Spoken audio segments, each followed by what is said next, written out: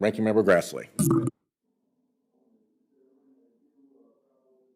Had the honor of serving Iowa in the Senate for 4 decades. I've been chairman of the Finance and Judiciary Committee, so I know what it is to be chairman of a committee, and I'm honored to serve with you on this committee as your chairman, and I'm ranking member.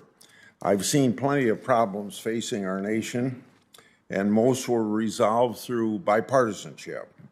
And bipartisanship is going to be really, really necessary if we're ever going to crawl out of our deep fiscal hole that we're in right now. Every week since becoming ranking member, I've tried to focus the conversation on America's fiscal problems. We're facing public debt that in a few years will surpass record levels set in the wake of World War II. But 5 of our first 6 hearings this Congress have been about climate change. We've discussed sea level rise, hurricanes, wildfires, and the state of the insurance industry. Climate change is always worth discussing and must be discussed. It should be on everybody's agenda. But more immediate threat within this committee's jurisdiction needs to be addressed. The United States is barreling towards a fiscal crisis. We've been on an unsustainable fiscal path for decades, and that's under both Republican and Democrat.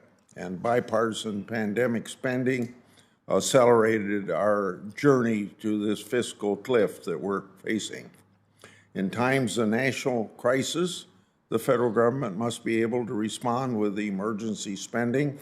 But once the crisis subsides, Congress must tighten its belt to put debt and deficit on a sustainable, manageable path. Unfortunately, the exact opposite approach was taken the past 2 years. Despite an economy well on its way to recovery, the Democrats who control the entire government, all 3 branches, or all 3 political branches, chose to go on a multi-trillion-dollar bipartisan or partisan spending binge. Prominent economists from previous Democrat administrations sounded a warning alarm. We had Larry Summers and Jason Furman being the most prominent speaking out. They correctly warned that the Biden administration partisan spending spree would have consequences. Those consequences are now coming to a head. Decades-high inflation is proving difficult to stamp out. Rapidly rising interest rates are taking a toll on our economy, most visible on our financial system. Several banks have found themselves flat-footed, holding on to older, low-interest government bonds that nobody wants to take in. The Fed finds itself behind the 8 ball. Further rate hikes are probably necessary to tame inflation, but doing so will put more stress on our financial system and the broader economy. And yet, President Biden and too many in Congress refuse to acknowledge that everyone knows to be true that our debt and deficits are unsustainable at unsustainable levels. We can no longer kick the can down the road. President Biden, I want to tell you, for the good of the country, you must show presidential leadership, no more playing politics. A good first step would be to engage Speaker McCarthy in bipartisan talks to raise the debt limit and lay the groundwork for fiscal discipline moving forward. This committee should also be engaged. Let's have a serious and frank discussion about our dire fiscal situations.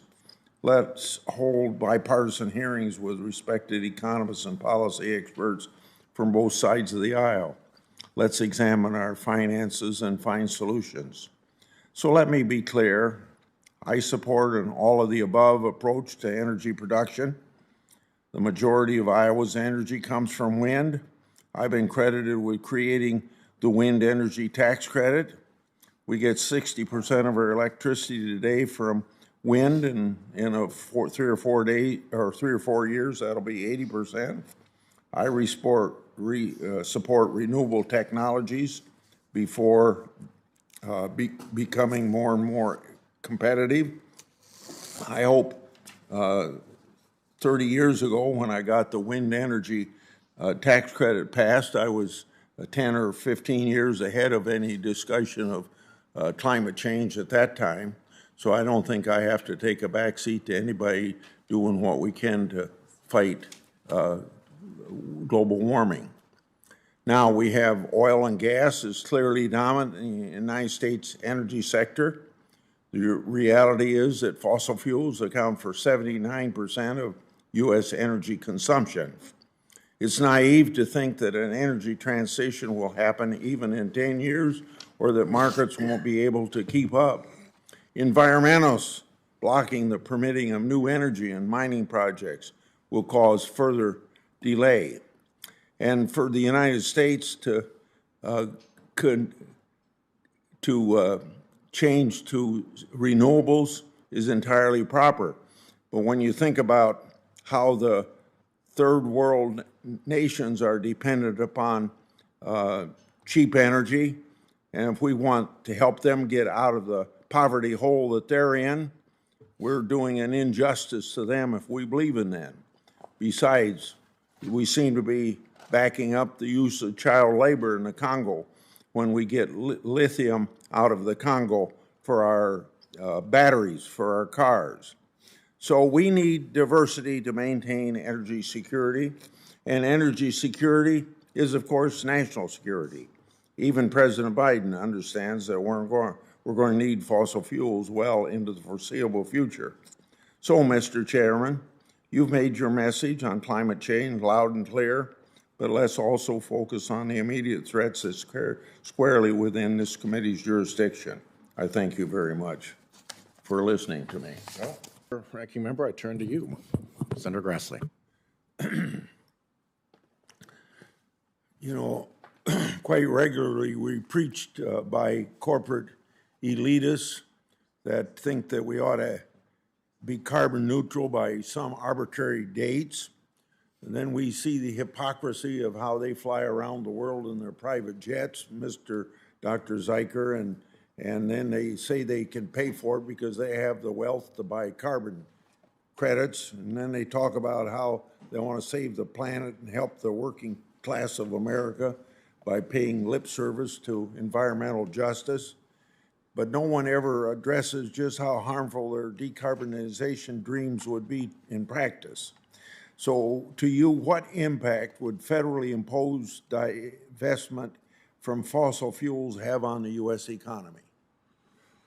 Well, we have several estimates in the literature on the cost of achieving net zero emissions in the U.S. and internationally. There's my estimate from a few years ago, the cost of the Green New Deal, which is just one variation of a net zero policy. For the electricity sector alone, my estimate was about $500 billion per year permanently, or about $4,000 per U.S. household.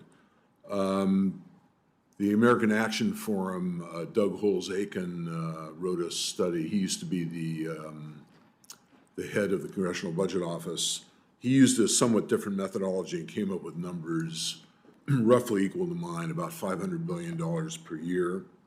Let me take it from those two figures you just gave us and tell the impact that would have on poor and working class American families. Well, if you look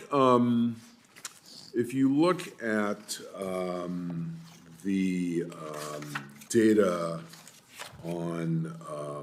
from the Energy Information Administration about the cost of electricity from renewable sources, wind and solar power versus conventional energy, what you'll see is the cost of wind plus gas turbine backup, which you need to avoid blackouts, is about 4 times higher than the cost of natural gas generation. And then to answer your question, the question then becomes, what does that do to household budgets? And if you look at the Bureau of Labor Statistics, reports on the percentage of household budgets spent on electric power by income quintile, you'll see that for the lowest income quintile, it's about 9%. For the next quintile, it's, I think, around 6%.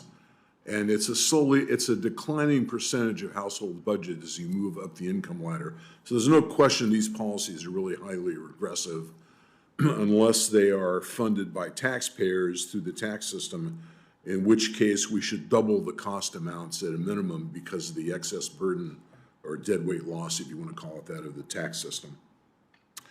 Turner and Lastman did a study of the energy of net zero emissions, not only for the electricity sector, but for the whole economy, electric vehicles, building refits, et cetera. And their estimate is $50,000 a year per household permanently every year. This is not cheap, and anyone who claims that an energy transition will occur naturally because of a cost advantage on the part of unconventional energy is, I think, being deeply, deeply unrealistic. Okay, let me go to Mr. Pierisi. We all know you got a broad background in various departments of government on this whole issue. So do you expect the world to forego energy security in an effort to reduce greenhouse gases? And will fossil fuel demand collapse, and are you concerned about fossil fuel assets being stranded? So absolutely not, Senator Grassley. We've had a long-term project with the Institute of Energy Economics in Japan, traveled all through South Asia.